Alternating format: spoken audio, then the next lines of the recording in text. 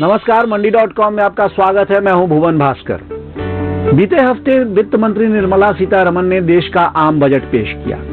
आम बजट वैसे तो हर साल सबके लिए जिज्ञासा का विषय रहता है।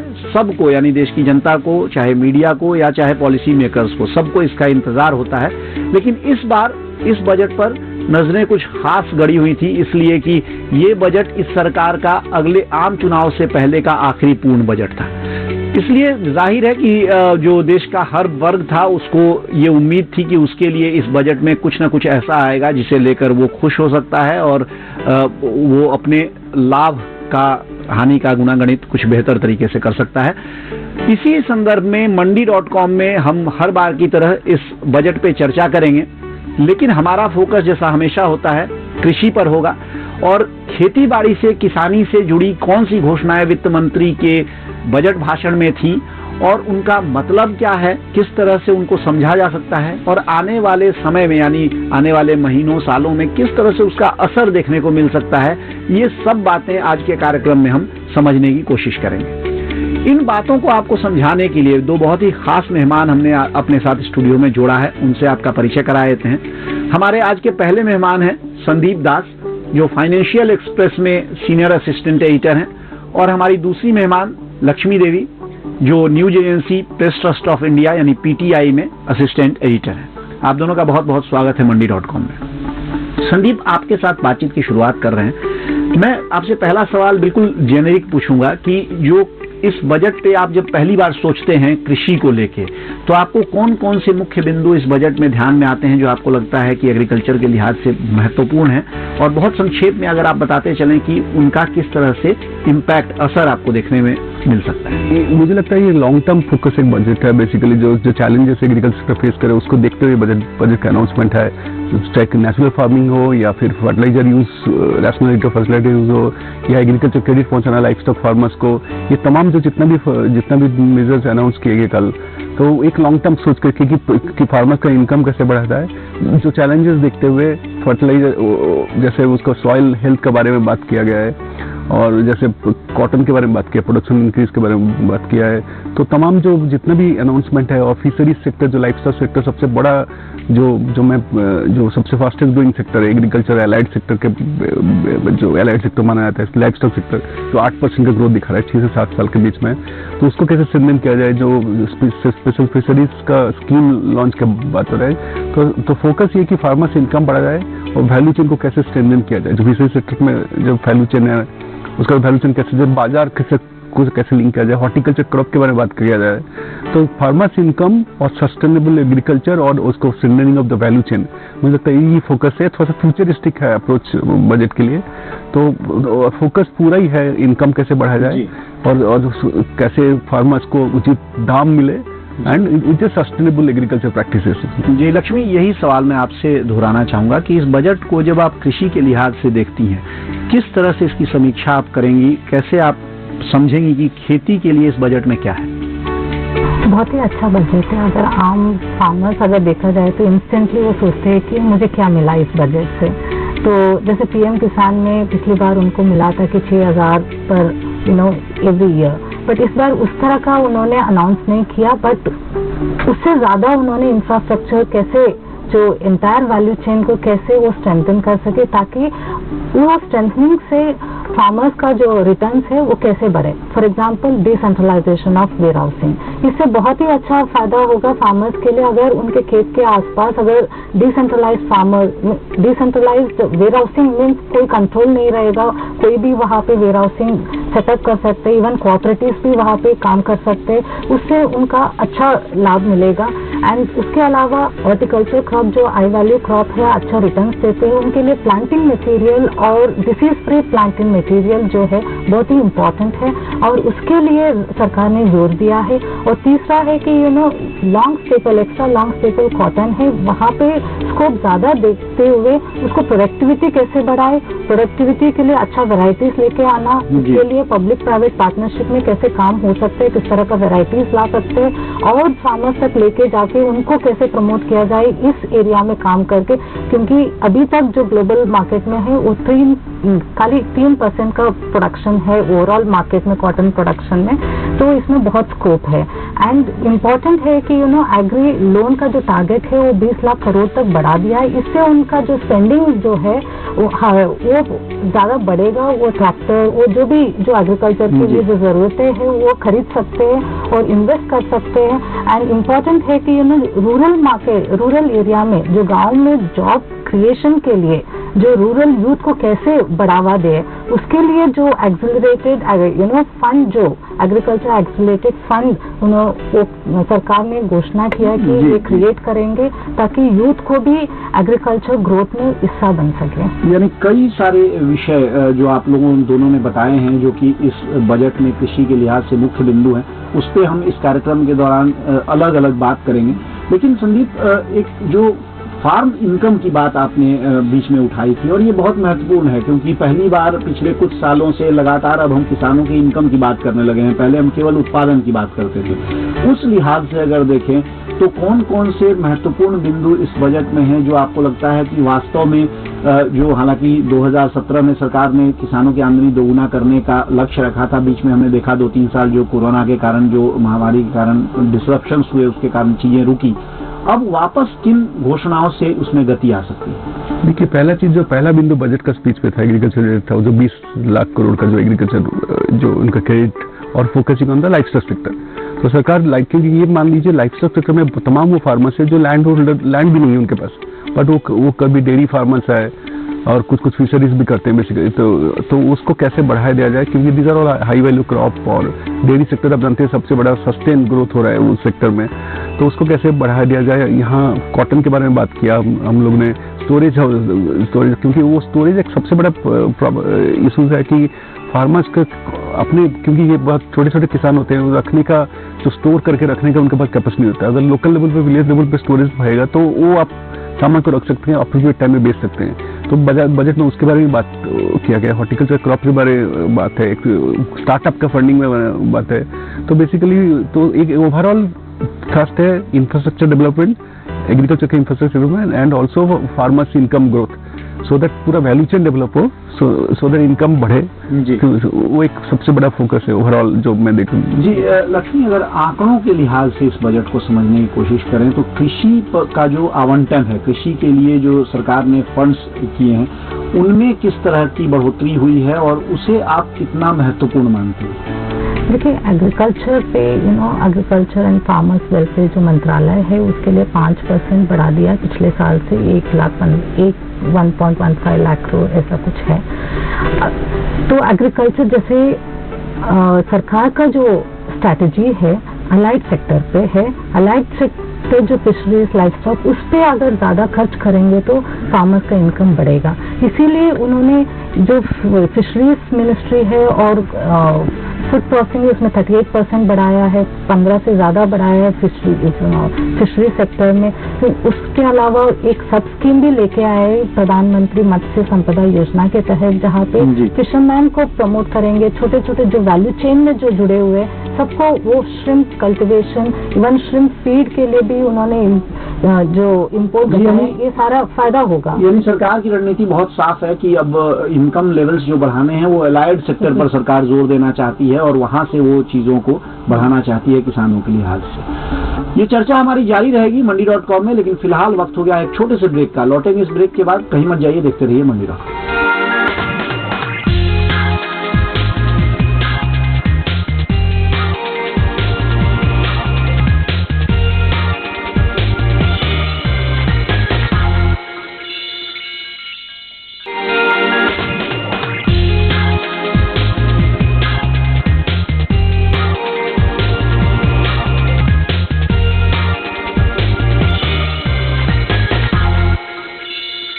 एक बार फिर स्वागत है आपका मंडी.com में। हम बात कर रहे हैं अभी हाल ही में पेश आम बजट में जो खेती और किसानी से जुड़े घोषणाएं हुई हैं, उनका किस तरह से असर हो सकता है आने वाले दिनों में किसानों की आमदनी पर और खेती पर, ये समझने के लिए। और हमारे साथ इस चर्चा में भाग ले रहे हैं संदीप दास, फाइनेंशियल एक्सप्रेस के सीनियर असिस्टेंट एडिटर, और पीटीआई की लक्ष्मी देवी, असिस्टेंट एडिटर। संदीप, जो बात हमने की किसानों की आमदनी बढ़ाने के लिए इस बजट में सरकार का एक फोकस है, इस बार खास तौर से हमने देखा कि नेचुरल फार्मिंग पर एक टारगेट सरकार ने दिया है कि 1 करोड़ किसानों को इसके अंदर लाया जाएगा। पहले हमने देखा था 3 साल 4 साल करीब हुए जब पहली बार बजट में सरकार ने एक तरह से दिशा निर्देशक तत्व के तौर पे ये कहा था कि अब नेचुरल फार्मिंग की ओर हम जोर देंगे, लेकिन पहली बार एक कॉन्क्रीट टारगेट सरकार लेके आई है 10,000 यूनिट्स जो बायो फील्ड में लाने के लिए। इसका किस तरह से आप आगे बढ़ता हुआ इसको देख रहे हैं, क्योंकि बाजार यहाँ एक बड़ी चुनौती है। हाँ, बाजार एक बड़ी चुनौती है और ये इसका रेफरेंस करीब 4 साल पहले का बजट से शुरू हुआ था, जिसको जीरो बजट नेचुरल फार्मिंग तो बहुत देखिए इसका डिफरेंस से इवॉल्व हो रहा है। नेचुरल फार्मिंग क्या है उसको लेकर काफी काम कर रहे हैं, मतलब ग्राउंड में काम हो रहा है, बट अब उसके एक्सेप्टेबिलिटी फार्मर्स का बहुत थोड़ा सा कम है अभी। तो इस बजट में पहली बार उन्होंने टारगेट रखा कि 1 करोड़ फार्मर्स को उन्होंने अगले कुछ साल में उसको इंक्लूड करेंगे नेचुरल फार्मिंग के। तो इसका वजह ये है कि एक तो बाजार है, मार्केट है, उसके नेचुरल फार्मिंग का प्रोडक्ट का बाजार मार्केट है। दूसरा पॉइंट है जो डिस्प्रोपोर्शन यूज ऑफ फर्टिलाइजर हो रहा है उसके वजह से सॉइल को जो डिग्रेडेशन उसको भी ये करता है एंड द कॉस्ट बढ़ जाता है अगर ज्यादा एक्सेसिव यूज ऑफ फर्टिलाइजर, क्योंकि आप जानते हैं फर्टिलाइजर सब्सिडाइज बहुत हाईली सब्सिडाइज सरकार देती है फार्मर्स को। उसका जो डिस्प्रोपोर्शन यूज है उसको भी रोका जा सकता है। नेचुरल फार्मिंग जहाँ जहाँ हो सकता है बेसिकली बहुत सारे राज्यों में, करीब 9 से 10 राज्यों में, आंध्र प्रदेश, तेलंगाना, राजस्थान, बहुत सारे राज्यों में 10 करीब राज्यों में काफी काम हुआ है उसमें नेचुरल फार्मिंग के ऊपर।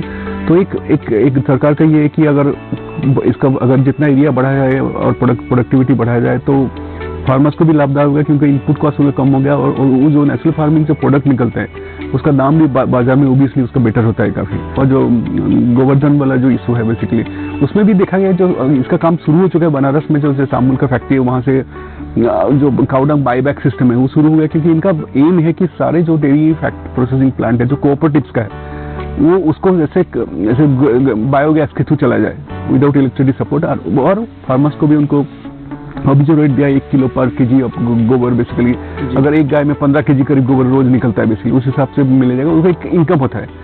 फार्मर्स के लिए इनकम सोर्स है, आपका ग्रीन एनर्जी का सोर्स भी है। ये बहुत महत्वपूर्ण है, ये इस लिहाज से भी बहुत महत्वपूर्ण है क्योंकि हाल के दिनों में हमने जो स्ट्रे कैटल यानी जो आवारा पशु हैं, जो इधर उधर घूमने वाली गायें हैं, उनके कारण ये देखा है कि काफी लोगों को या किसानों को परेशानी होनी शुरू हुई है। तो ये एक बड़ी महत्वपूर्ण बात है कि सरकार ने जो काऊ डंग है, जो गोबर है, उसके मोनेटाइजेशन पर काम शुरू किया है और उससे जहां एक और किसान पैसे कमा सकते हैं, दूसरी ओर एनर्जी जो बिजली भी बनाई जा सकती है, तो निश्चित तौर पे इसका एक दूरगामी परिणाम देखने को मिलेगा।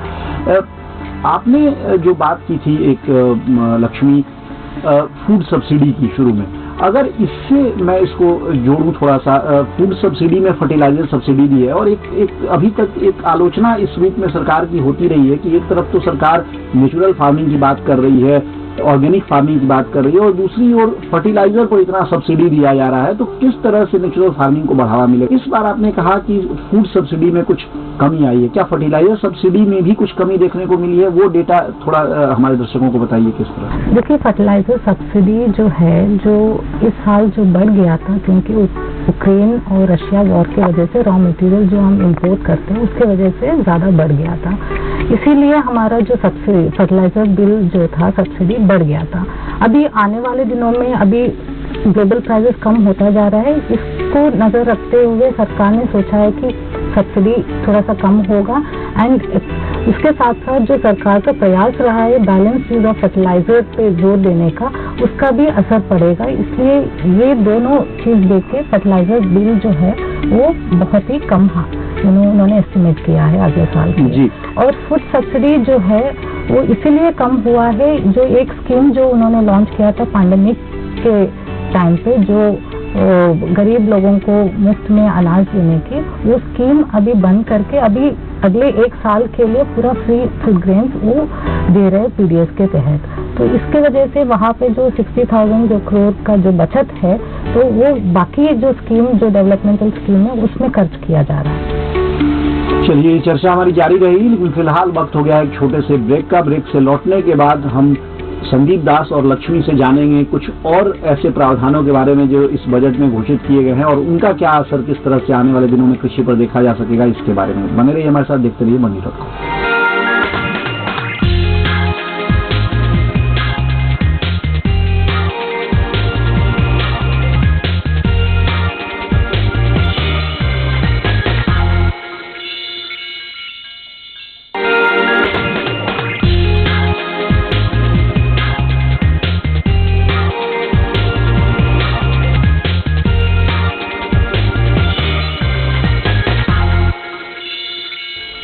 एक बार फिर स्वागत है आपका मंडी.com में। हम बात कर रहे हैं जो आम बजट में कृषि संबंधी घोषणाएं आई हैं उनके प्रभाव के बारे में, और उस प्रभाव के बारे में जानकारी देने के लिए हमारे साथ स्टूडियो में संदीप दास फाइनेंशियल एक्सप्रेस और पीटीआई से लक्ष्मी देवी हमारे साथ हैं।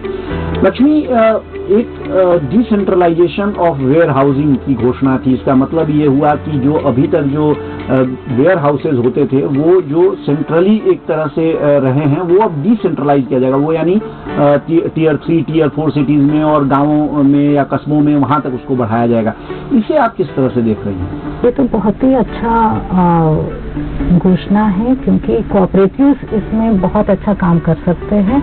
क्योंकि कोऑपरेटिव्स भी जिस तरह सरकार ने अलग मंत्रालय बना के जिस तरह उनको पुश कर रहे हैं, क्योंकि कोऑपरेटिव के संस्थान के थ्रू वेयर हाउसेज सेटअप होगा, और कोऑपरेटिव्स आप जानते हैं हर एक जिला पंचायत लेवल पे वो काम करते हैं। और वहाँ पे अगर वेयर हाउसेज का फैसिलिटीज होगा, जो फार्मर्स अभी फेस करते हैं कि वो रख नहीं पाते अपने जो अनाज को रख नहीं पाते, तो वो वेयर हाउसिंग फैसिलिटीज का फायदा उठा के जब दाम बढ़ेगा तब वो बेच सकते हैं। So it's a very good important decision.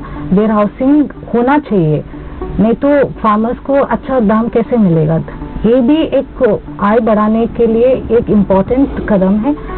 जी, तो वेयर हाउसिंग के अलावा संदीप अगर देखें तो एक महत्वपूर्ण घोषणा ये आई है कि जो एग्री स्टार्टअप्स हैं उसकी फंडिंग के लिए एक अलग कोष बनाया जाएगा, एक फंड बनाया जाएगा। इसे आप किस तरह से देखते हैं? क्योंकि पिछले एक दशक में एक तरह से कहा जाए तो जो एग्री स्टार्टअप्स में क्रांति जैसी आई है, सैकड़ों या कहा जाए कि हजारों स्टार्टअप्स आए हैं, लेकिन मैं थोड़ा सा इसमें एक एंगल दे रहा हूं जिस पर मैं आपसे चाहूंगा कि आप कुछ अपनी राय दें।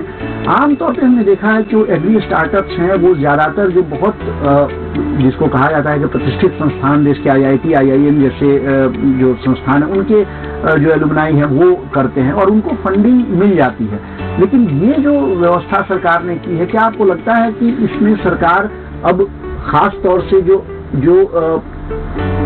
गांवों के युवक हैं उनको आगे लेके आना चाहती है, या उस तरह का कुछ जो इंसेंटिव देना चाहती है? हाँ, ये क्योंकि ये जो पूरा फोकस है जो एग्रीकल्चर एक्सेलरेटर फंड, उसमें जो फोकस है कि गांव में कैसे इसका स्टार्टअप कल्चर को बिल्डअप किया जाए, क्योंकि अल्टीमेटली खेती तो गांव में ही होता है एसेंशियली।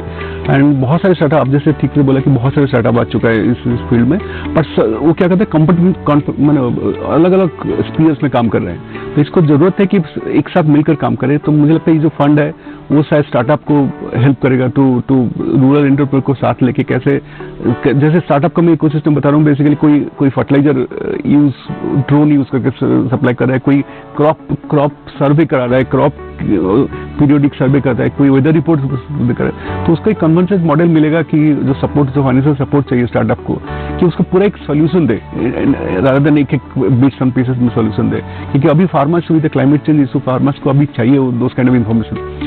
एक और विषय है जिसपे मैं आपसे बहुत संक्षिप्त टिप्पणी चाहूंगा, क्योंकि अब समय बहुत कम बचा है कार्यक्रम में।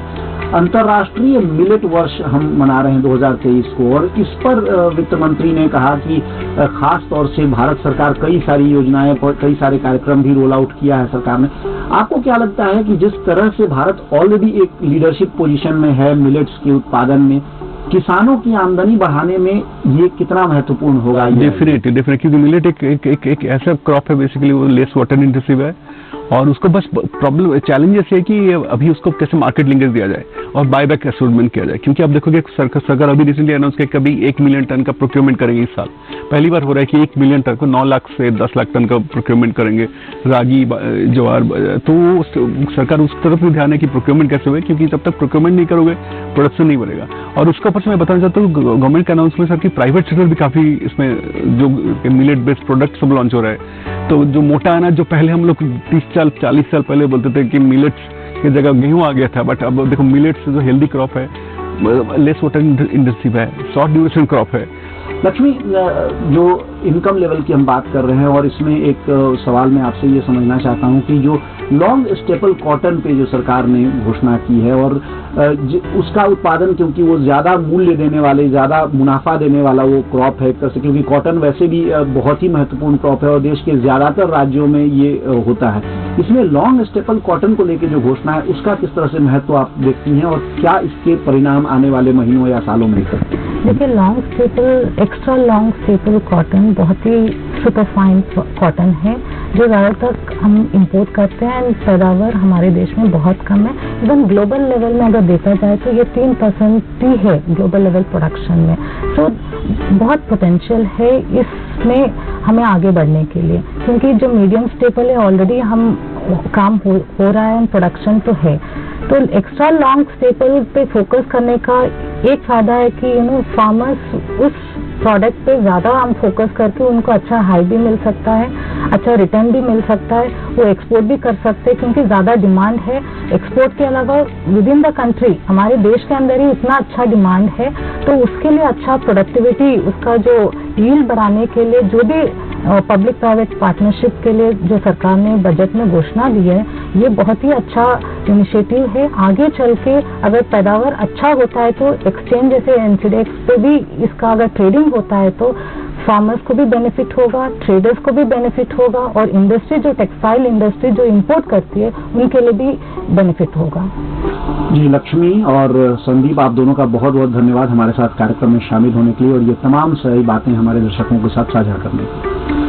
ये थे संदीप दास फाइनेंशियल एक्सप्रेस और लक्ष्मी देवी पीटीआई से, जो बात कर रहे थे इस बजट में जो कृषि संबंधी घोषणाएं हुई हैं उनका क्या असर है, उनका क्या मतलब है, इसके बारे में।